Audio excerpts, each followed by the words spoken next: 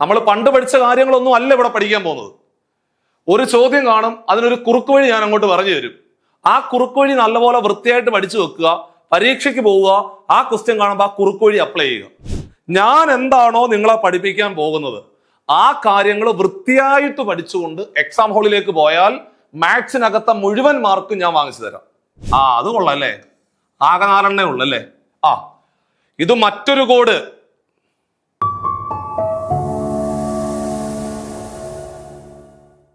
എല്ലാവർക്കും നമസ്കാരം. CC entrance exam ചാനലിന്റെ മറ്റൊരു വീഡിയോ സെഷനിലേക്ക് എല്ലാവർക്കും സ്വാഗതം. അപ്പൊ ഞാൻ ഇന്ന് നിങ്ങളുടെ മുമ്പിൽ വന്നിരിക്കുന്നത്, നമുക്ക് എല്ലാവർക്കും അറിയാം, നമ്മുടെ കുറെ നാള് കൊണ്ടുള്ള ഒരു ആഗ്രഹമാണ് നമ്മൾക്കൊരു വക്കീലാകുക എന്നുള്ളത്, അല്ലെ, ഒരു അഡ്വക്കേറ്റ് ആകുക. ഒരു പേരിന്റെ മുമ്പിലെ അഡ്വക്കേറ്റ് എന്ന് പറയുന്ന ഒരു പൊസിഷൻ കൂടി നമ്മുടെ മുമ്പിലേക്ക് വരുമ്പോൾ സോഷ്യൽ സ്റ്റാറ്റസ് വർദ്ധിക്കുന്നു, സമൂഹത്തിൽ നമ്മൾ എന്തോ ഭയങ്കര സംഭവമായിട്ടൊക്കെ മാറുവാണ്, അല്ലെ. അതുവഴി നമുക്കൊരു ജോലിയൊക്കെ ആയി നമ്മൾ അങ്ങനെ സമൂഹത്തിലെ നല്ല നിലയിൽ ജീവിക്കുക എന്നുള്ളത് നമ്മുടെ കുറെ നാളുകൊണ്ടേ ഉള്ള നമ്മുടെ ഒരു ആഗ്രഹമായിരുന്നു. അപ്പോൾ നമ്മൾ സമൂഹത്തില് ഒരു അഡ്വക്കേറ്റ് ആകുക, ഒരു വക്കീലാകുക എന്നുള്ള നിങ്ങളുടെ ആ ഒരു വലിയൊരു മോഹം ഉണ്ടല്ലോ, അത് യാഥാർത്ഥ്യമാക്കുവാനുള്ള വലിയൊരു അവസരമാണ് ഇപ്പൊ നിങ്ങളുടെ മുമ്പിൽ വന്നിരിക്കുന്നത്. നിങ്ങൾ സമയം കളയരുത്. നമുക്ക് ഈ പറയുന്ന പോലെ നമ്മളൊരു പരീക്ഷ എഴുതണം ആദ്യമേ. അത് നിങ്ങൾക്ക് എല്ലാവർക്കും അറിയാവുന്നതാണ്. ക്ലീ എന്ന് പറയുന്ന ഒരു പരീക്ഷ നമ്മൾ ആദ്യമായിട്ട് എഴുതണം, കേരള ലോ എൻട്രൻസ് എക്സാമിനേഷൻ. ആ പരീക്ഷ എഴുതി വിജയിച്ച ആളുകൾക്കാണ് പറയുന്ന LLB എന്ന് പറയുന്ന ആ ഒരു ഗ്രാജുവേഷനിലേക്ക് നമുക്ക് പോകാൻ സാധിക്കുന്നത്. അപ്പോൾ നമ്മുടെ ആ ഒരു ലക്ഷ്യം വക്കീലാകണം അല്ലെങ്കിൽ അഡ്വക്കേറ്റ് ആകണം എന്ന് പറയുന്ന ഒരു ലക്ഷ്യത്തിന് ഇനി ഒരൊറ്റ ഒരു കടമ്പ മാത്രമേ ഉള്ളൂ. അതെന്താണ് ആ കടമ്പ? ക്ലീ എന്ന് പറയുന്ന പരീക്ഷയിലെ നമുക്ക് വിജയിക്കാൻ സാധിക്കണം. ആ ക്ലീ പരീക്ഷ എന്താണെന്നും അതിനകത്ത് എങ്ങനെയാണ് സബ്ജക്റ്റിനകത്ത് മാർക്കുകൾ വരുന്നത്, നിങ്ങൾ എത്ര മാർക്ക് വാങ്ങിക്കണം, നിങ്ങളുടെ യോഗ്യത എന്താണ് എന്നതുൾപ്പെടെയുള്ള കംപ്ലീറ്റ് കാര്യങ്ങളൊക്കെ നേരത്തെ പറഞ്ഞ് നിങ്ങൾക്കൊരു ധാരണ ഉണ്ടായി നിങ്ങൾ പഠിക്കാൻ തീരുമാനിച്ചു തുടങ്ങിയ ആൾക്കാരാ, അല്ലേ. ഇനി നോട്ടിഫിക്കേഷൻ വന്നാൽ മാത്രം മതി, അല്ലേ. നോട്ടിഫിക്കേഷൻ വരുമ്പോൾ തന്നെ നമ്മൾ ഇപ്പോഴേ പഠിച്ച് സെറ്റായി, നോട്ടിഫിക്കേഷൻ വരുന്ന സമയത്ത് നമ്മൾ അക്ഷയ കേന്ദ്രത്തിലോ അല്ല നമ്മളെ വീട്ടിൽ നിന്ന് നമ്മൾ അപേക്ഷ സമർപ്പിച്ച് ക്ലീ പരീക്ഷ എഴുതി വിജയിച്ചുകൊണ്ട് നമ്മുടെ ആ LLB എന്ന് പറയുന്ന ആ ഒരു കർത്തവ്യത്തിലേക്ക് നമ്മൾ കടക്കാൻ പോകുന്നു. സോ അതിനു വേണ്ടിയിട്ട് ആ ക്ലീ പരീക്ഷയിൽ നിങ്ങളെ വിജയിപ്പിക്കുക എന്നുള്ള ആ ഒരു വലിയ ലക്ഷ്യം മുമ്പിൽ കണ്ടുകൊണ്ട് CC കോമ്പറ്റിറ്റീവ് ക്രാക്കർ പുതിയൊരു ദൗത്യത്തിലേക്ക് കാലെടുത്ത് വെച്ചിരിക്കുക. എന്താണ് ദൗത്യം? നിങ്ങളെ എല്ലാവരെയും ക്ലീ പരീക്ഷ പാസ്സാക്കി എടുക്കണം. അതാണ് നമ്മുടെ ലക്ഷ്യം. ഇനി അടുത്തത്, നിങ്ങൾ വക്കീലാകണം അല്ലെങ്കിൽ അഡ്വക്കേറ്റ് ആകണം എന്ന് പറയുന്നുള്ള മോഹത്തോടു കൂടി നമ്മുടെ അടുക്കിലോട്ട് വരുമ്പോൾ നിങ്ങളെ എല്ലാവരെയും വക്കീലാക്കാൻ പോവാണ് നമ്മൾ. അപ്പൊ അതിനു വേണ്ടിയിട്ട് ഓരോ വിഷയങ്ങൾക്കും എത്ര മാർക്കിന്റെ ചോദ്യങ്ങളാണ് ആ ക്വസ്റ്റ്യൻ പേപ്പറിനകത്ത് വരുന്നത് എന്നുള്ള കാര്യം നിങ്ങൾക്ക് എല്ലാവർക്കും അറിയാം. ഇനി നിങ്ങൾ ഓരോരുത്തരും പ്രതീക്ഷിച്ചുകൊണ്ടിരിക്കുന്നത്, സാറേ മാത്സ് എന്ന് പറയുന്ന ഒരു ഭാഗം ഉണ്ടല്ലോ, ആ ഒരു ഭാഗത്തെ ചോദ്യങ്ങൾ എങ്ങനെയാണ് വരുന്നത്? മാത്സും റീസണിങ്ങും കൂടെ ചേർത്തിട്ട് മൊത്തത്തില് 15 ക്വസ്റ്റ്യൻ വരും. എത്രണ്ണം വരും? 15 ക്വസ്റ്റ്യൻ. അതിലെ 10 മാത്സാ, ബാക്കി 5 റീസണിങ് ആണ്. അങ്ങനെ 10 5 15 ചോദ്യങ്ങളാണ് മാത്സും റീസണിങ്ങും കൂടെ ചേർന്ന് വരുന്നത്. ഏത് നിലവാരത്തിലാണ് ഞങ്ങൾ പഠിക്കേണ്ടത്, അല്ലേ? അതല്ലേ നിങ്ങളുടെ ചോദ്യം. സാറേ ഞങ്ങൾ +2 ഭയങ്കര മാർക്കൊക്കെ വാങ്ങിച്ച ആൾക്കാരാ, അല്ലെങ്കിൽ 10ാം ക്ലാസ് ഞങ്ങൾക്ക് മാത്സ് ഒക്കെ ഭയങ്കര വീക്കായിരുന്നു. അങ്ങനെ ഒരുപാട് 2 കാറ്റഗറിയിൽപ്പെട്ട ഒരുപാട് പേരുണ്ട്. ഇവിടെ ആദ്യമായിട്ട് മനസ്സിലാക്കേണ്ടത്, എടാ നിങ്ങൾക്കൊന്നും അറിയത്തില്ല എന്ന് കരുത്, മാത്സിനകത്ത് നിങ്ങൾക്കൊന്നും അറിയത്തില്ല എന്ന് കരുത്, എങ്കിൽ പോലും നിങ്ങൾക്ക് ഒരു 10-13 മാർക്ക് അടിക്കാൻ പറ്റും. നമ്മൾ പണ്ട് പഠിച്ച കാര്യങ്ങളൊന്നും അല്ല ഇവിടെ പഠിക്കാൻ പോകുന്നത്. ഒരു ചോദ്യം കാണും, അതിനൊരു കുറുക്ക് വഴി ഞാൻ അങ്ങോട്ട് പറഞ്ഞു തരും. ആ കുറുക്ക് വഴി നല്ലപോലെ വൃത്തിയായിട്ട് പഠിച്ചു വെക്കുക, പരീക്ഷയ്ക്ക് പോവുക, ആ ക്വസ്റ്റ്യൻ കാണുമ്പോൾ ആ കുറുക്ക് വഴി അപ്ലൈ ചെയ്യുക. അല്ലാതെ പണ്ട് നമ്മൾ കുറെ കാര്യങ്ങളൊക്കെ പഠിച്ചു, അതൊന്നും വേണ്ട. ഞാൻ എന്താണോ നിങ്ങളെ പഠിപ്പിക്കാൻ പോകുന്നത് ആ കാര്യങ്ങൾ വൃത്തിയായിട്ട് പഠിച്ചുകൊണ്ട് എക്സാം ഹാളിലേക്ക് പോയാൽ മാത്സിനകത്ത മുഴുവൻ മാർക്കും ഞാൻ വാങ്ങിച്ചു തരാം. അപ്പോൾ നിങ്ങൾ ഞാൻ പറയുന്നത് പോലെ വൃത്തിയായിട്ട് പഠിച്ച് മുമ്പോട്ട് പോകണം. ഞാൻ ഒരുപാട് ഷോർട്ട് കട്ടുകൾ പഠിപ്പിക്കും. ആ ഷോർട്ട് കട്ടുകളൊക്കെ എഴുതി പഠിച്ച് റിവൈസ് ചെയ്തുകൊണ്ട് മുമ്പോട്ട് പോയി കഴിഞ്ഞാല് ക്ലീ പരീക്ഷയിലെ മാത്സ് നമുക്ക് മുഴുവൻ മാർക്ക് പഠിക്കാൻ പറ്റും. അപ്പോ നമുക്ക് ഒന്നാമത്തെ ചാപ്റ്റർ നോക്കാം. കുഞ്ഞുങ്ങളെ, ഒന്നാമത്തെ ചാപ്റ്റർ എന്ന് പറയുന്നത് നമ്പേഴ്സ് എന്ന് പറയുന്ന ഒരു ടോപ്പിക്കാണ്. നമുക്ക് എല്ലാ ചാപ്റ്ററും പഠിക്കാനുണ്ട്. നമ്പേഴ്സ് ഉണ്ട്, LCM HCF ഉണ്ട്, ഫ്രാക്ഷൻ ഉണ്ട്, ഡെസിമൽ ഉണ്ട്, ആവറേജ് ഉണ്ട്, പെർസെൻറ്റേജ് ഉണ്ട്, പ്രോഫിറ്റ് ആൻഡ് ലോസ് ഉണ്ട്, സിമ്പിൾ ആൻഡ് കോമ്പൗണ്ട് ഇൻട്രസ്റ്റ് ഉണ്ട്, time and work, time and distance, എല്ലാ ചാപ്റ്ററും ഉണ്ട്. പക്ഷേ ക്ലീ പരീക്ഷയ്ക്ക് ഈ ഓരോ ചാപ്റ്ററിന്റെയും 4-5 ടൈപ്പ് ചോദ്യങ്ങൾ മാത്രമേ പരീക്ഷയ്ക്ക് ചോദിക്കത്തുള്ളൂ. അതാണ് പ്രത്യേകത. സ്ഥിരമായിട്ട് പരീക്ഷയ്ക്ക് ചോദിക്കുന്ന വളരെ സിമ്പിൾ ആയിട്ടുള്ള ചോദ്യങ്ങൾ മാത്രം, അതിന്റെ ട്രിക്ക് മാത്രം പഠിച്ചുകൊണ്ട് വേണം എക്സാം ഹാളിലേക്ക് പോകാൻ. ഇപ്പൊ നമ്മള് നമ്പർ സിസ്റ്റം എന്ന് പറയുന്ന ടോപ്പിക്ക് പഠിക്കുമ്പോൾ ഞാൻ ഈ പറയുന്ന കാര്യങ്ങളൊക്കെ നിങ്ങൾ പഠിക്കണം. അതിലൊന്നാമത്തത്, പലതരത്തിലുള്ള സംഖ്യകളുണ്ട് മക്കളെ. ആ വിവിധ തരം സംഖ്യകളും അതുമായിട്ട് ബന്ധപ്പെട്ടുകൊണ്ടുള്ള ഒരു കാര്യമുണ്ടല്ലോ, അതിനകത്തൊരു ആധികാരികമായിട്ടുള്ള അറിവ് നേടിയെടുക്കണം. രണ്ടാമത്തത്, പ്രൈം ഫാക്ടേഴ്സിന്റെ എണ്ണം കണ്ടുപിടിക്കാൻ പഠിക്കണം. കഴിഞ്ഞ തവണ പ്രൈം ഫാക്ടേഴ്സിന്റെ എണ്ണം കണ്ടുപിടിക്കാനാണ് ചോദിച്ചത്. ഫാക്ടേഴ്സിന്റെ എണ്ണം കണ്ടുപിടിക്കാൻ ചോദിക്കും, ഡിജിറ്റ്സിന്റെ എണ്ണം കണ്ടുപിടിക്കാൻ ചോദിക്കും, ഫേസ് വാല്യൂ എന്താണ്, പ്ലേസ് വാല്യൂ എന്താണെന്ന് ചോദിക്കും, യൂണിറ്റ് ഡിജിറ്റ് കണ്ടുപിടിക്കാൻ പരീക്ഷയ്ക്ക് ചോദിക്കും, ബോട്ട്മാസ് റൂള് ഒരു ചോദ്യം ഉണ്ടാകും, അതേപോലെ ഡിവിസിബിലിറ്റി റൂൾ ഉണ്ടാകും, അതേപോലെ നമ്പർ ഓഫ് ട്രെയിലിംഗ് സീറോസ്, എല്ലാം എളുപ്പമാണ്. ഈ പറയുന്ന സാധനങ്ങളെല്ലാം നമുക്ക് 10 സെക്കൻഡ് കൊണ്ട് ആൻസറിലേക്ക് എത്താൻ പറ്റുന്ന ചോദ്യങ്ങൾ മാത്രമാണ്. അപ്പൊ ഈ ഓരോ ടോപ്പിക്കുകളും ഞാൻ നിങ്ങളെ പഠിപ്പിക്കാൻ പോവാ. ഇത് നമ്മുടെ മാത്സിന്റെ ഒന്നാമത്തെ യൂട്യൂബിനകത്തെ സെഷനാണ്. ഇതിന്റെ ബാക്കി ക്ലാസ് നമ്മൾ തുടർന്ന് നിങ്ങൾക്ക് അങ്ങോട്ട് ഇങ്ങനെ പ്രൊവൈഡ് ചെയ്തുകൊണ്ടിരിക്കും. അപ്പൊ ക്ലീ പരീക്ഷയ്ക്ക് വളരെ ആത്മാർത്ഥമായിട്ട് തയ്യാറെടുക്കുന്ന ആളുകൾക്ക് ഫോളോ ചെയ്യാൻ പറ്റുന്ന ഒരു വർത്തായിട്ടുള്ള ഒരു യൂട്യൂബ് ചാനലുമായിട്ടാണ് CC നിങ്ങളുടെ മുമ്പിൽ വന്നിരിക്കുന്നത്. അതിനകത്ത് മാത്സിന്റെ നമ്മുടെ ആദ്യത്തെ ക്ലാസ് നമ്മൾ പോകുന്നു. നമ്മൾ മനസ്സിലാക്കേണ്ടത് ഒന്നാമത്തെ ചാപ്റ്റർ എന്ന് പറഞ്ഞാല് നമ്പേഴ്സ് അല്ലെങ്കിൽ നമ്പർ സിസ്റ്റം എന്ന് പറയുന്ന ടോപ്പിക്കാണ്. അപ്പോൾ അവിടെ ആദ്യമായിട്ട് പഠിക്കേണ്ടത് ടൈപ്സ് ഓഫ് നമ്പേഴ്സ്, സംഖ്യകളെ കുറിച്ച് പഠിക്കണം. എന്താണ് സംഖ്യകൾ? സംഖ്യകളെ കുറിച്ച് ഡീറ്റെയിൽഡ് ആയിട്ട് പഠിക്കണം. അപ്പോൾ ഒന്നാമത്തെ വാക്കെന്ന് പറഞ്ഞാല് മക്കളെ, നാച്ചുറൽ നമ്പർ എന്താണ്? എടാ, നാച്ചുറൽ നമ്പർ അല്ലെങ്കിൽ കൗണ്ടിങ് നമ്പർ എന്ന് പറഞ്ഞാല് നമ്മുടെ നിത്യജീവിതത്തിലെ നമ്മൾ എണ്ണാൻ ഉപയോഗിക്കുന്ന സംഖ്യകളെ പറയുന്ന പേരാണ് നാച്ചുറൽ നമ്പർ അല്ലെങ്കിൽ കൗണ്ടിങ് നമ്പർ എന്ന് പറയും. ഏതൊക്കെയാണെന്ന് ചോദിച്ചാൽ 1, 2, 3, 4, 5, 6 ഇങ്ങനെ ഒരിക്കലും അവസാനിക്കാതെ പോകുന്ന സംഖ്യകളെ പറയുന്ന പേരാണ് നാച്ചുറൽ നമ്പർ അല്ലെങ്കിൽ കൗണ്ടിങ് നമ്പർ എന്ന് പറയും. മനസ്സിലായോ? അപ്പോൾ ലീസ്റ്റ് നാച്ചുറൽ നമ്പർ ഏതെന്ന് ചോദിച്ചാൽ മക്കളെ ഉത്തരം 1. ലീസ്റ്റ് കൗണ്ടിങ് നമ്പർ ഏത്? ഉത്തരം 1. ലീസ്റ്റ് നാച്ചുറൽ നമ്പർ അല്ലെങ്കിൽ ലീസ്റ്റ് കൗണ്ടിങ് നമ്പർ ഏതെന്ന് ചോദിച്ചാൽ ഉത്തരം 1. മനസ്സിലായോ? അടുത്തത് ഹോൾ നമ്പർ എന്ന് പറഞ്ഞാൽ ഇവന്മാരുടെ കൂടെ തുടക്കത്തില് ഒരു 0 കൂടി അങ്ങ് കാണും, അത്രേ ഉള്ളൂ. അപ്പോൾ 0 ഉൾപ്പെടെയുള്ള 0, 1, 2, 3, 4 ഇങ്ങനെ ഒരിക്കലും അവസാനിക്കാതെ പോകുന്ന സംഖ്യകളെ പറയുന്ന പേരാണ് ഹോൾ നമ്പർ എന്ന് പറയും, അല്ലെങ്കിൽ ഹോൾ നമ്പേഴ്സ് എന്ന് പറയും. മനസ്സിലായോ?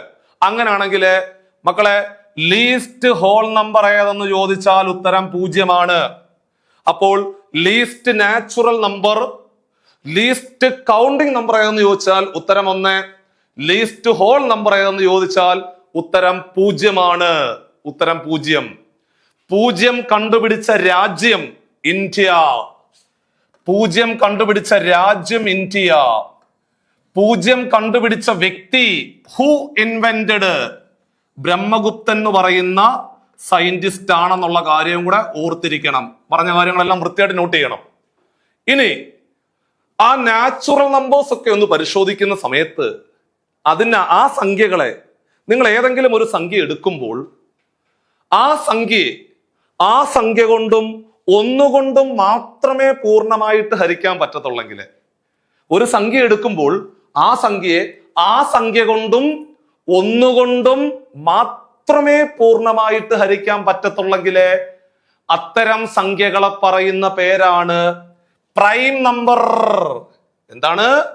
Prime number. പ്രൈം നമ്പർ ഏതൊക്കെയാണെന്ന് ചോദിച്ചാൽ കുഞ്ഞുങ്ങളെ 2, 3, 5, 7, 11, 13, 17, 19 ഇങ്ങനെ പോകുന്ന സംഖ്യകളെ പറയുന്ന പേരാണ് prime number.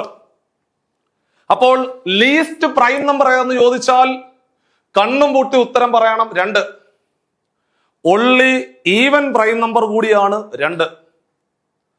Least prime number ഏത്? 2. ഒള്ളി ഈവൻ പ്രൈം നമ്പർ, ഏക ഇരട്ട പ്രൈം നമ്പർ ഏത്? 2. ലീസ്റ്റ് ഓഡ് പ്രൈം നമ്പർ ഏത്? ഉത്തരം 3. Least odd prime number 3. Least prime number 2. Only even prime number 2. Least odd prime number 3. ഇത്രയും കാര്യങ്ങൾ വൃത്തിയായിട്ട് ഓർത്തിരിക്കണം. ഇനി പ്രൈം നമ്പർ അല്ലാത്തവന്മാരുണ്ടല്ലോ, പ്രൈം അല്ലാത്തവന്മാരെ പറയുന്ന പേരാണ് കോമ്പോസിറ്റ് നമ്പർ എന്ന് പറയും. പ്രൈം നമ്പർ അല്ലാത്തവന്മാരെ പറയുന്ന പേരാണ് കോമ്പോസിറ്റ് നമ്പർ എന്ന് പറയും. ഏതൊക്കെയാണെന്ന് ചോദിച്ചാൽ 4, 6, 8, 9, 10, 12, 14, 15, 16 എക്സെട്ര. ഇത്തരം സംഖ്യകളെ നമ്മൾ പറയുന്ന പേരാണ് കോമ്പോസിറ്റ് നമ്പർ എന്ന് പറയും. അപ്പോൾ ലീസ്റ്റ് കോമ്പോസിറ്റ് നമ്പർ ഏതാണെന്ന് ചോദിച്ചാൽ ഉത്തരം 4 ആണ്. Least prime number 2, least natural number 1, least whole number 0, least composite number ഏതെന്ന് ചോദിച്ചാല് ഉത്തരം 4 ആണെന്നുള്ള കാര്യം മറന്നു പോരുത്. അപ്പൊ നിങ്ങൾക്കൊരു സംശയം, സാറേ 1 എന്ന് പറയുന്നവൻ പ്രൈം ആണോ കോമ്പോസിറ്റ് ആണോ എന്നുള്ളതല്ലേ നിങ്ങളുടെ സംശയം? ആണ് മക്കളെ. 1 എന്ന് പറയുന്നവൻ പ്രൈമും അല്ല കോമ്പോസിറ്റും അല്ല. A number neither prime nor composite 1. അപ്പൊ അടുത്ത ചോദ്യം, 0 എന്ന് പറയുന്ന സംഖ്യ പ്രൈം ആണോ കോമ്പോസിറ്റ് ആണോ എന്നല്ലേ ചോദ്യം. ആ 0 എന്ന് പറയുന്നവനും എന്തല്ല? പ്രൈമും അല്ല കോമ്പോസിറ്റും അല്ല. അപ്പോൾ പ്രൈമോ കോമ്പോസിറ്റോ അല്ലാത്ത 2 സംഖ്യകൾ ഏതൊക്കെയാണ്? ഒരെണ്ണം 0, ഒരെണ്ണം 1. ബാക്കിയുള്ളവന്മാരെല്ലാം ഇവിടെ ഇങ്ങനെ കാണും. ഇത്രയും കാര്യങ്ങൾ വൃത്തിയായിട്ട് ബുക്കിനകത്തേക്ക് നോട്ട് ചെയ്യണം. എന്നിട്ട് നമ്മൾ പഠിച്ചിട്ടുണ്ട്, പ്രൈം നമ്പർ എന്ന് പറഞ്ഞാൽ ഒരു സംഖ്യയെ ആ സംഖ്യ കൊണ്ടും 1 കൊണ്ടും മാത്രമേ പൂർണ്ണമായിട്ട് ഹരിക്കാൻ പറ്റത്തുള്ളെങ്കിലേ അത്തരം സംഖ്യകളെ പറയുന്ന പേരാണ് പ്രൈം നമ്പർ എന്ന് പറയും. ഏതൊക്കെയാണെന്ന് ചോദിച്ചാൽ 2, 3, 5, 7, 11, 13, 17, 19, 23 അങ്ങനെ പോകും. ഒരിക്കലും അവസാനിക്കാതെ അങ്ങനെ പോകും. പരീക്ഷയ്ക്ക് അവർ നമ്മളോട് ചോദിക്കും, കുഞ്ഞുങ്ങളെ ആദ്യത്തെ 20 നാച്ചുറൽ നമ്പറിനകത്ത് എത്ര പ്രൈം നമ്പർ ഉണ്ടെന്ന് ചോദിക്കും. അപ്പൊ നമ്മളിങ്ങനെ നിന്ന് 2, 3, 5 അങ്ങനെ എണ്ണിക്കൊണ്ടിരിക്കാൻ പറ്റുമോ? അപ്പൊ അവന്മാര് മാറ്റി ചോദിക്കും, in between 20 and 70 how many prime numbers are there? പെട്ട്. അപ്പൊ നിങ്ങൾ എന്ത് ചെയ്യണം എന്നറിയോ? പ്രൈം നമ്പറിന്റെ എണ്ണം കണ്ടുപിടിക്കാൻ ഒരു കോഡ് കാണാതെ പഠിച്ചു വെക്കണം. പ്രൈം നമ്പറിന്റെ എണ്ണം കണ്ടുപിടിക്കാൻ ഒരു കോഡ് കാണാതെ പഠിച്ചു വെക്കണം. ആ കോഡ് ഇതാണ്: 4, 4, 2, 2, 3, 2, 2, 3, 2, 1. 4, 4, 2, 2, 3, 2, 2, 3, 2, 1. 4, 4, 2, 2, 3, 2, 2, 3, 2, 1. ഈ കോഡ് നിങ്ങൾ 4 വട്ടം പറയണം, ക്രമത്തിന് പറയണം. 4, 4, 2, 2, 3, 2, 2, 3, 2, 1. ഒരു 3-4 വട്ടം പറയുമ്പോൾ ഈ കോഡ് അങ്ങ് സെറ്റ് ആവും. മൊത്തം 10 സംഖ്യകളുണ്ട്. എന്നിട്ട് ആദ്യത്തെ 100 സംഖ്യകളെ നിങ്ങൾ 10 ഗ്രൂപ്പ് ആക്കണം. ആദ്യത്തെ 100 സംഖ്യകളെ നിങ്ങൾ കൃത്യം 10 ഗ്രൂപ്പ് ആക്കണം. 10 ഗ്രൂപ്പ് ആക്കണം. അതാണ്ടേ 1 മുതൽ 10 വരെയുള്ള സംഖ്യ. മക്കളെ 10 മുതൽ 20 വരെയുള്ള സംഖ്യ. എടാ കുഞ്ഞുങ്ങളെ 20 to 30, 30 to 40, 40 to 50, 50 to 60, 60 to 70, 70 to 80, 80 to 90, 90 to 100. കണ്ടോ? ആദ്യത്തെ 100 എണ്ണൽ സംഖ്യകളെ അല്ലെങ്കിൽ ആദ്യത്തെ 100 നമ്പറിനെ, ആദ്യത്തെ 100 നാച്ചുറൽ നമ്പറിനെ നമ്മൾ 10 ഗ്രൂപ്പുകളാക്കി മാറ്റി. അപ്പൊ ഒരു ഗ്രൂപ്പിൽ 10 സംഖ്യ. എന്നിട്ട് ദാണ്ട ക്രമത്തിനൊന്ന് പറഞ്ഞേ. 4 4 2 2 3 2 2 3 2 1. ഇനി നിങ്ങളോട് പരീക്ഷയ്ക്ക് ചോദിക്കുന്നു, 1നും 10നും ഇടയില് എത്ര പ്രൈം നമ്പർ ഉണ്ടെന്ന് ചോദിച്ചാൽ കണ്ണം പൂട്ടി ഉത്തരം 4. സെറ്റല്ലേ മക്കളെ? 40നും 50നും ഇടത്ത് എത്ര പ്രൈം നമ്പർ ഉണ്ട്? In between 40 and 50 how many prime numbers are there? കണ്ണം പൂട്ടി 3. 70നും 80നും ഇടയിൽ എത്ര ഉണ്ട്? 3. അങ്ങനെ ചോദ്യകർത്താവ് പറയുന്ന സംഖ്യകൾക്കനുസരിച്ച് കോഡ് വെച്ചുകൊണ്ട് നമ്മൾ സിമ്പിൾ ആയിട്ട് ആൻസർ അടിച്ചു കളയും. പ്രൈം നമ്പേഴ്സിന്റെ എണ്ണം കണ്ടുപിടിക്കാൻ പരീക്ഷയ്ക്ക് ചോദിക്കും. പ്രൈം നമ്പേഴ്സിന്റെ എണ്ണം കണ്ടുപിടിക്കാനുള്ള കോഡ് മനസ്സിലായോ? 4 4 2 2 3 2 2 3 2 1.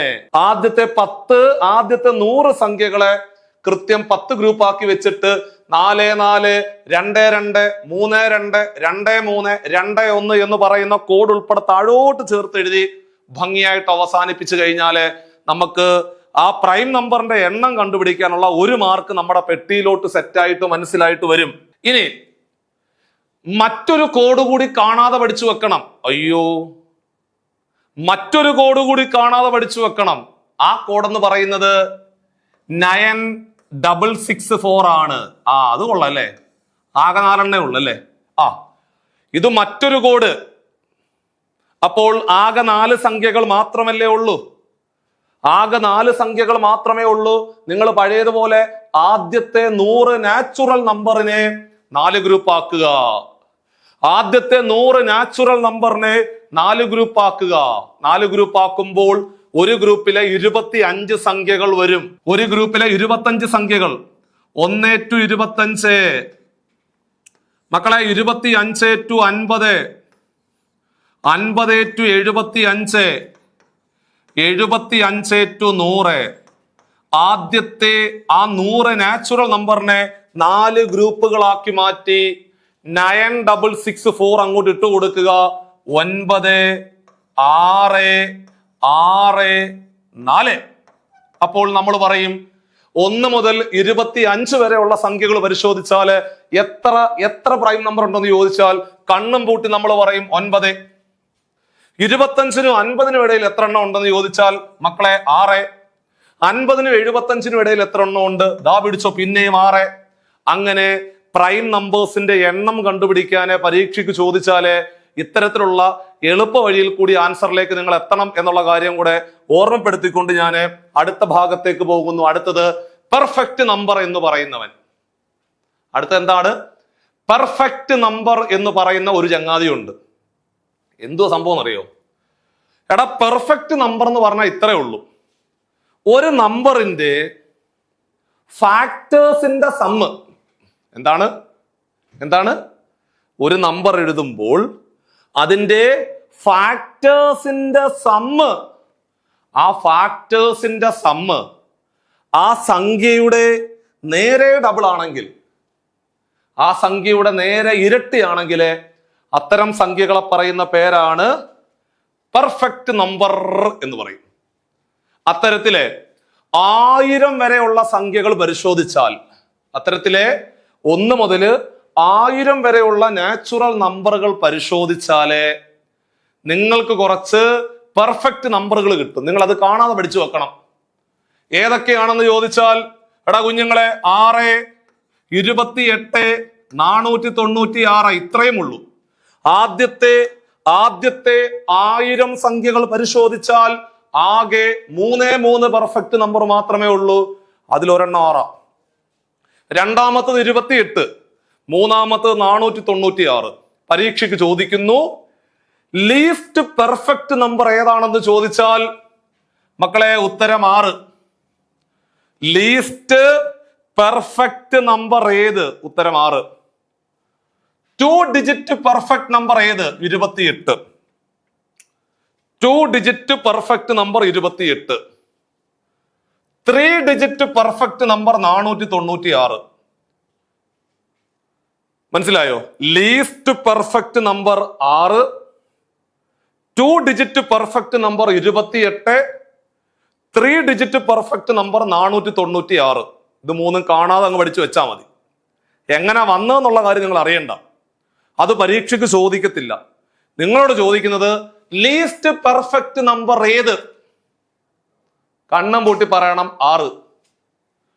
2 digit perfect number 28, 3 digit perfect number 496. Set. അടുത്തത് എന്താണ് ഇൻഡിജേഴ്സ്? നമ്മൾ പണ്ട് ചെറിയ ക്ലാസ്സിലെ നമ്പർ ലൈൻ വരച്ചു പഠിച്ചിട്ടുണ്ട്. നമ്പർ ലൈൻ, സീറോയെ നമ്മൾ നടുക്കോട്ട് വെക്കും. സീറോയേക്കാൾ 1 കൂടുതലാണെങ്കിൽ ആ സംഖ്യ 1, 2 കൂടുതലാണെങ്കിൽ 2, 3 കൂടുതലാണെങ്കിൽ 3, 4 കൂടുതലാണെങ്കിൽ 4, അങ്ങനെ പോകും. ആ സീറോയേക്കാൾ 1 കുറവാണെങ്കിൽ ആ സംഖ്യ പറയുന്ന പേര് -1, 2 കുറവാണെങ്കിൽ -2. അങ്ങനെ സംഖ്യ 0-നേക്കാൾ കുറവാണെങ്കിൽ ആ സംഖ്യകളെ ലെഫ്റ്റ് സൈഡിലേക്ക് അറേഞ്ച് ചെയ്യും. ഈ നമ്പർ ലൈനിലെ പോസിറ്റീവായിട്ട് കിടക്കുന്നവന്മാരെയും നെഗറ്റീവായിട്ട് കിടക്കുന്നവന്മാരെയും 0-നെയും കൂടെ ചേർത്ത് വിളിക്കുന്ന പേരാണ് integers. So what is integers? What is integers? Positive സംഖ്യകളും നെഗറ്റീവ് സംഖ്യകളും 0 കൂടെ ചേർന്ന് കഴിഞ്ഞാൽ എന്ത് കിട്ടും? ഇൻഡിജേഴ്സ് കിട്ടും. ഇൻഡിജേഴ്സ്. അപ്പോ അതുകൊണ്ട് നമുക്ക് ഏറ്റവും ചെറിയ ഇൻഡിജർ, ലീസ്റ്റ് ഇൻഡിജർ ആരാണെന്ന് ചോദിച്ചാലോ ഏറ്റവും വലിയ ഇൻഡിജർ ആരാണെന്ന് ചോദിച്ചാലോ ആൻസർ പറയാൻ സാധിക്കത്തില്ല. കാരണം അത് രണ്ടിനും അവസാനമില്ല. അത് രണ്ടിനും അവസാനമില്ല. ഇനി എന്താണ് ഡബിൾസ് നമ്പർ? മലയാളത്തിലെ ചെകുത്താന്റെ സംഖ്യ എന്നാ പറയുന്നത്. ഒന്നുമില്ല, കാണാതെ പഠിച്ചു വെക്കുക. 666. 666 is known as doubles number. തിരിച്ചിട്ടാൽ 999 is known as God's number. ചെകുത്താന്റെ സംഖ്യ 666, ദൈവത്തിന്റെ സംഖ്യ 999. ചുമ്മാ ജസ്റ്റ് കാണാതെ പഠിച്ചു വെക്കുക. എങ്ങാനും ക്വസ്റ്റ്യന് കയറി വരുവാണെന്നുണ്ടെങ്കിൽ കണ്ണും പൂട്ടി അങ്ങ് അടിച്ചോണം കേട്ടോ. അടുത്തത് രാമാനുജൻ സംഖ്യ. കണ്ണും പൂട്ടി കാണാതെ പഠിച്ചു വെച്ചോ. 1729. രാമാനുജൻ സംഖ്യ 1729. കാപ്രിയേക്കർ കോൺസ്റ്റന്റ് 6174. കാപ്രിയേക്കർ കോൺസ്റ്റന്റ് പരീക്ഷയ്ക്ക് ചോദിക്കാം.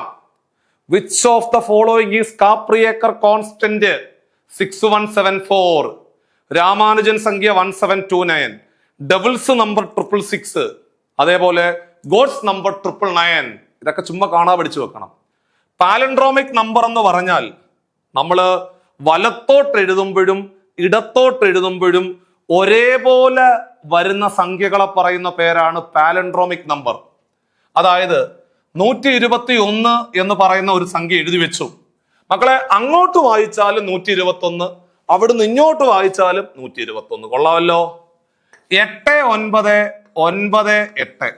എടാ കുഞ്ഞുങ്ങളെ, അങ്ങോട്ട് വായിച്ചാൽ 8998, അവിടുന്ന് ഇങ്ങോട്ട് വായിച്ചാലും 8998. ഇതിനെ പറയുന്ന പേരാണ് പാലൻഡ്രോമിക് നമ്പർ എന്ന് പറയും. അപ്പൊ ഇത്രയും കാര്യങ്ങൾ ബുക്കിനകത്തേക്ക് വൃത്തിയായിട്ട് നോട്ട് ചെയ്യണം. രാമാനുജൻ സംഖ്യ എന്താണ്, അതിന്റെ പുറകിലുള്ള ഹിസ്റ്ററി ഒന്നും നമുക്ക് പരീക്ഷയ്ക്ക് ചോദിക്കത്തില്ല. നമ്പറുകളെ കുറിച്ച് പഠിക്കുമ്പോൾ ഇത്തരത്തിൽ വരുന്ന കോൺസ്റ്റന്റ് ആയിട്ട് നിൽക്കുന്ന സംഖ്യകൾ ഏതാണെന്ന് മാത്രം ഒന്ന് കാണാതെ ഒന്ന് പഠിച്ചു വെച്ചാൽ മതി. അതിന്റെ പുറകിലുള്ള ഹിസ്റ്ററി ഒന്നും നമുക്ക് പരീക്ഷയ്ക്ക് ചോദിക്കത്തില്ല.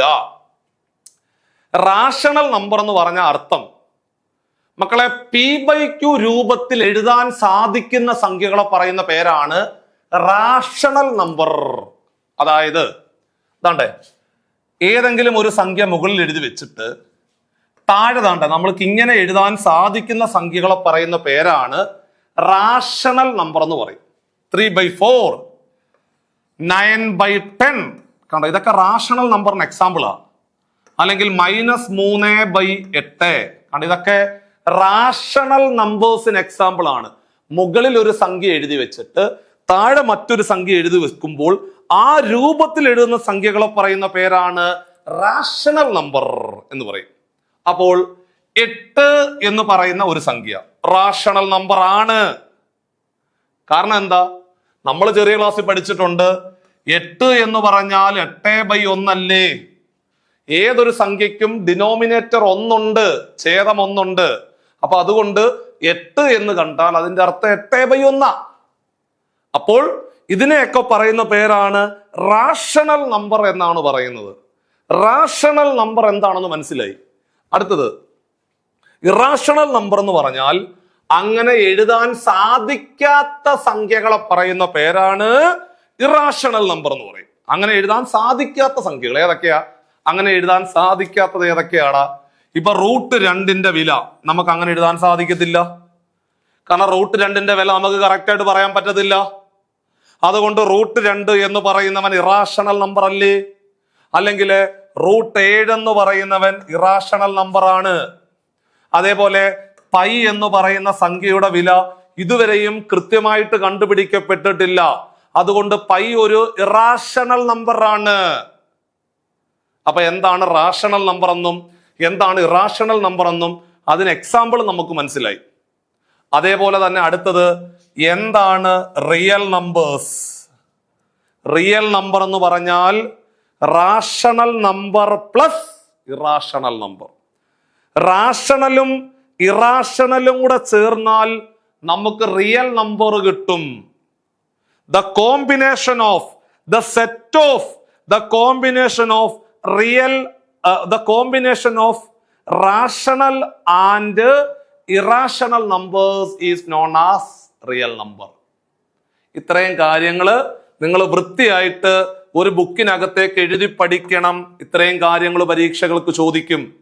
അതേപോലെ പെർഫെക്റ്റ് സ്ക്വയർ നമ്പർ എന്ന് പറഞ്ഞാൽ എന്താണെന്ന് ചോദിച്ചാൽ, സ്ക്വയർ 1ന്റെ സ്ക്വയർ 1, 2ന്റെ സ്ക്വയർ 4, 3ന്റെ സ്ക്വയർ 9, 4ന്റെ സ്ക്വയർ 16, 5ന്റെ സ്ക്വയർ 25, 6ന്റെ സ്ക്വയർ 6 36.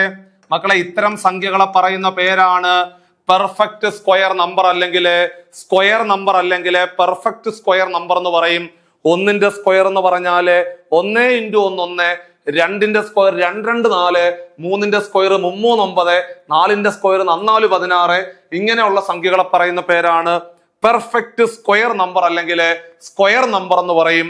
അങ്ങനാണെങ്കിൽ ലീസ്റ്റ് പെർഫെക്റ്റ് സ്ക്വയർ ഏതാടാ പിള്ളേരെ എന്ന് ചോദിച്ചാൽ കണ്ണും പൂട്ടി നിങ്ങൾ പറയണം, ഉത്തരം 1 എന്ന് പറയണം. ക്ലിയർ ആയി? അടുത്തത് പെർഫെക്റ്റ് ക്യൂബ് നമ്പർ എന്ന് പറഞ്ഞാൽ ക്യൂബ് 1ന്റെ ക്യൂബ് എന്ന് പറഞ്ഞാൽ 1നെ 3 തവണ ഗുണിച്ചാൽ 1 തന്നെ. 2ന്റെ ക്യൂബ് എന്ന് പറഞ്ഞാൽ 2 2 4, 4 2 8. 3ന്റെ ക്യൂബ് എന്ന് പറഞ്ഞാൽ 3ന്റെ ക്യൂബ് 3 9 3 27. 4ന്റെ ക്യൂബ് 64 ആണ്. 5ന്റെ ക്യൂബ് 125, 6ന്റെ ക്യൂബ് 216. ഇങ്ങനെയുള്ള സംഖ്യകളെ പറയുന്ന പേരാണ് ക്യൂബ് നമ്പർ അല്ലെങ്കിൽ പെർഫെക്റ്റ് ക്യൂബ് നമ്പർ എന്നാണ് പറയുന്നത്. അപ്പോൾ ലീസ്റ്റ് പെർഫെക്റ്റ് ക്യൂബ് നമ്പർ ഏതാടാ കുഞ്ഞുങ്ങളെ എന്ന് ചോദിച്ചാൽ കണ്ണും പൂട്ടി നമ്മൾ ആൻസർ 1 എന്ന് പറയും. ലീസ്റ്റ് പെർഫെക്റ്റ് സ്ക്വയർ നമ്പർ ഏതാണെന്ന് ചോദിച്ചാൽ ഉത്തരം 1. ലീസ്റ്റ് ക്യൂബ് നമ്പർ ഏതാണെന്ന് ചോദിച്ചാൽ കണ്ണും പൂട്ടി നമ്മൾ ഉത്തരം പറയും 1 എന്ന് തന്നെ പറയും. ആ 2 കാര്യങ്ങളും വൃത്തിയായിട്ട് നിങ്ങൾ പഠിച്ചു വെച്ചോണം. അതേപോലെ കോപ്രൈം നമ്പർ എന്താണെന്ന് പരീക്ഷയ്ക്ക് ചോദിക്കാം. അപ്പോൾ എന്താണ് കോപ്രൈം നമ്പർ എന്ന് ചോദിച്ചാൽ നിങ്ങൾ പറയണം, എടാ എന്താണ് കോപ്രൈം നമ്പർ എന്ന് ചോദിച്ചാൽ 2 സംഖ്യകളെ ഒരു തവണ പോലും ഫാക്ടറൈസ് ചെയ്യാൻ പറ്റത്തില്ലെങ്കിൽ അത്തരം സംഖ്യകളെ പറയുന്ന പേരാണ് കോപ്രൈം നമ്പർ. ഇപ്പൊ ഞാൻ 3,4 എന്ന് 2 സംഖ്യകൾ എഴുതി വെച്ചു. ഇതിനെ ഒരു തവണ പോലും ഇതിനെ എന്ത് ചെയ്യാൻ പറ്റത്തില്ല? ഫാക്ടറൈസ് ചെയ്യാൻ പറ്റത്തില്ല. ഒരു തവണ പോലും ഫാക്ടറൈസ് ചെയ്യാൻ പറ്റാത്തത് കൊണ്ട് നമ്മൾ പറയും ഇവന്മാര് കോപ്രൈം സംഖ്യകളാണ്. ഒരു തവണ പോലും ഫാക്ടറൈസ് ചെയ്യാൻ പറ്റത്തില്ല. ഒരു തവണ പോലും ഫാക്ടറൈസ് ചെയ്യാൻ പറ്റുന്നില്ല. അപ്പൊ അതേസമയം നിങ്ങളോട് ഞാൻ ചോദിക്കുകയാണ്, എടാ കുഞ്ഞുങ്ങളെ 10 20. അപ്പൊ നിങ്ങൾ പറയും സാറേ 2 കൊണ്ട് ഫാക്ടറൈസ് ചെയ്തൂടെ? 10നെ 2 കൊണ്ട് ഹരിച്ച 5, 20നെ 2 കൊണ്ട് ഹരിച്ച 10. വേണമെങ്കിൽ ഇനിയും 5 കൊണ്ട് ചെയ്യാം. സോ അതുകൊണ്ട് ഇവന്മാര് കോപ്രൈം അല്ല. മനസ്സിലായ? ഇവന്മാര് കോപ്രൈം ആണ്. കാരണം എന്താ? ഒരു തവണ പോലും നമുക്ക് എന്ത് ചെയ്യാൻ പറ്റത്തില്ല, ഫാക്ടറൈസ് ചെയ്യാൻ പറ്റത്തില്ല എന്ന് നമുക്ക് മനസ്സിലായി. അപ്പോൾ നമ്പർ സിസ്റ്റം എന്ന് പറയുന്ന ടോപ്പിക്കിൽ നിന്ന് നമ്മൾ സ്ഥിരമായിട്ട് പരീക്ഷയ്ക്ക് ചോദിക്കുന്ന അല്ലെങ്കിൽ ഒരു കോമ്പറ്റേറ്റീവ് എക്സാം ക്ലീ പോലെയുള്ള പരീക്ഷകൾക്ക് തയ്യാറെടുക്കുമ്പോൾ തുടക്കത്തിൽ അറിഞ്ഞിരിക്കേണ്ട പ്രധാനപ്പെട്ട വസ്തുതകളാണ് നമ്മൾ ക്ലാസ്സിൽ പറഞ്ഞത് അല്ലേ. നിങ്ങൾക്ക് ആ സംഖ്യകളെ കുറിച്ചുള്ള ഏകദേശ ധാരണ, എന്താണ് പലതരത്തിലുള്ള സംഖ്യകളെന്നും ആ സംഖ്യകളെ കുറിച്ചുള്ള ഓരോ വാക്കുകളും നിങ്ങൾക്ക് കൃത്യമായിട്ട് മനസ്സിലായി കഴിഞ്ഞിരിക്കുകയാണ്. അങ്ങനെ നമ്മൾ പതിയെ പതിയെ അടിസ്ഥാനം സ്ട്രോങ് ആക്കിക്കൊണ്ട് പതിയെ പതിയെ പഠിച്ച് മുമ്പോട്ട് പോവുക. തീർച്ചയായിട്ടും മാത്സിനകത്തെ മുഴുവൻ മാർക്കും വാങ്ങിക്കുവാൻ, നിങ്ങളെ പഠിപ്പിക്കുവാൻ തീർച്ചയായിട്ടും ഈ ടീമിനോടൊപ്പം ഞാനും ഉണ്ടാകും. നിങ്ങൾക്ക് എല്ലാവിധ ഈ മുമ്പോട്ടുള്ള യാത്രയിലെ ഈ പരീക്ഷാ പ്രിപ്പറേഷനുമായിട്ട് ബന്ധപ്പെട്ടുകൊണ്ട് മാത്സിനകത്ത് നിങ്ങൾക്കൊരു ബുദ്ധിമുട്ട് തീർച്ചയായിട്ടും ഉണ്ടാകത്തില്ല എന്നുള്ളതാണ് വസ്തുത. ഇങ്ങനെ നമ്മൾ പഠിച്ച് പതുക്കെ പതുക്കെ ട്രാക്കിലെത്തുമ്പോൾ ഒരു ഇച്ചിരി സ്പീഡ് കൂട്ടി കൂട്ടി കൂട്ടി കൂട്ടി ഈ ചാപ്റ്റർ നോട്ടിഫിക്കേഷൻ വന്ന് പരീക്ഷയോട് അടുക്കുമ്പോഴത്തേക്ക് സിലബസ് മൊത്തത്തിൽ പൂർത്തീകരിച്ചുകൊണ്ട് മാത്സിനകത്ത് നിങ്ങൾക്ക് മുഴുവൻ മാർക്കും വാങ്ങിച്ചുകൊണ്ട് നിങ്ങളുടെ ആ ഒരു അഡ്വക്കേറ്റ് ആകുക എന്നുള്ള വലിയൊരു മോഹം യാഥാർത്ഥ്യമാക്കുവാനുള്ള ഒരു വലിയ ക്ലീ പരീക്ഷയും നിങ്ങളെ നയിക്കുവാൻ ഞങ്ങൾ എത്തിയതും ഒരു നിയോഗമായിട്ട് കണ്ടുകൊണ്ട് ഇത്തവണത്തെ ക്ലീ പരീക്ഷ നിങ്ങൾക്ക് ഉറപ്പായിട്ടും നേടാൻ സാധിക്കും എന്നുള്ളതാണ് വസ്തുത. നമ്മൾ ഇത്തരത്തിലെ അടിസ്ഥാനം ക്ലിയർ ചെയ്തുകൊണ്ടുള്ള ഏറ്റവും പുതിയ ബാച്ചുകൾ നോട്ടിഫിക്കേഷൻ വരുന്നതിന് മുമ്പേ തന്നെ അതിനകത്തെ ഒരു കളം ഉറപ്പിക്കുക എന്നുള്ള വലിയൊരു ലക്ഷ്യത്തിന്റെ ഭാഗമായിട്ടാണ് നമ്മൾ നേരത്തെ പ്രിപ്പറേഷൻ തുടങ്ങണം എന്ന് പറഞ്ഞത്. അതിനുവേണ്ടി താണ്ടെ ഈ നമ്പർ ഉണ്ടല്ലോ, ഈ നമ്പറിലേക്ക് പെട്ടെന്ന് വിളിച്ചോ. ഈ നമ്പറിലേക്ക് വിളിച്ചുകൊണ്ട് ക്ലീ പരീക്ഷ പ്രിപ്പറേഷനുമായിട്ട് ബന്ധപ്പെട്ടുകൊണ്ടുള്ള ഏറ്റവും പുതിയ ബാച്ചുകളിലേക്ക് നിങ്ങൾ ജോയിൻ ചെയ്യുക. മാത്സ് പഠിപ്പിക്കാൻ ഞാനുണ്ടാവും. നമുക്ക് ലൈവ് ക്ലാസ്സുകൾ നേരിട്ട് കൊണ്ട് നമ്മുടെ പ്രശ്നങ്ങളൊക്കെ മനസ്സിലാക്കി മുമ്പോട്ട് ധൈര്യപൂർവ്വം പോകാവുന്നതാണ്. ഇതിന്റെ ബാക്കി ക്ലാസ്സുകളുമായിട്ട് നമുക്ക് അടുത്ത വീഡിയോയിൽ നമുക്ക് വീണ്ടും കാണാം. ഇങ്ങനെ തുടർച്ചയായിട്ട് ഞാൻ ഇതിനകത്ത് യൂട്യൂബിനകത്തും വീഡിയോ പ്ലേ ചെയ്യുന്നുണ്ട്. ഒരു കാലതാമസം വരും, അത്രേ ഉള്ളൂ. അപ്പൊ അതുകൊണ്ട് നിങ്ങൾ എത്രയും പെട്ടെന്ന് ബാച്ചിൽ ജോയിൻ ചെയ്തുകൊണ്ട് പരീക്ഷയ്ക്ക് വേണ്ടിയിട്ട് നന്നായിട്ട് പ്രിപ്പയർ ചെയ്തുകൊണ്ട് മുമ്പോട്ട് പോവുക. നിങ്ങളുടെ എല്ലാ സജഷൻസും തീർച്ചയായിട്ടും വീഡിയോയ്ക്ക് താഴെ കമന്റ് ആയിട്ട് രേഖപ്പെടുത്തുക. വീഡിയോ നിങ്ങൾക്ക് ഉപകാരപ്പെട്ടു എന്ന് തോന്നിയാൽ മാത്രം നിങ്ങൾക്ക് തീർച്ചയായിട്ടും ഷെയർ ചെയ്തുകൊണ്ട് ഫ്രണ്ട്സിലേക്ക് എത്തിക്കാം. അടുത്ത മറ്റൊരു സെഷനുമായിട്ട് നമുക്ക് ഇതിന്റെ ബാക്കി സെഷനുമായിട്ട് വീണ്ടും കാണാം കുഞ്ഞുങ്ങളെ. ബൈ.